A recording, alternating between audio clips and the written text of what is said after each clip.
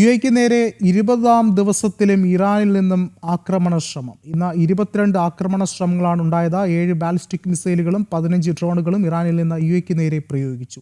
ആക്രമണ ശ്രമങ്ങളെല്ലാം പരാജയപ്പെടുത്തിയതായി യുഎഇ പ്രതിരോധ മന്ത്രാലയം അറിയിച്ചു.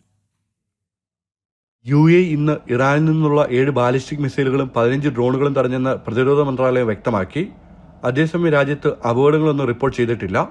ആക്രമണം ആരംഭിച്ച ശേഷം ഇതിനകം 334 ബാലിസ്റ്റിക് മിസൈലുകളും 15 ക്രൂസ് മിസൈലുകളും 1714 ഡ്രോണുകളുമാണ് വ്യോമ പ്രതിരോധ സംവിധാനം തടഞ്ഞിട്ടുള്ളത്. 8 പേരാണ് രാജ്യത്ത് മരിച്ചത്. അതേസമയം പരിക്കേറ്റവരുടെ എണ്ണം 158 ആയിട്ടുണ്ട്. ഇവരിൽ ഭാരതീയരടക്കം വിവിധ രാജ്യക്കാർ ഉൾപ്പെടും.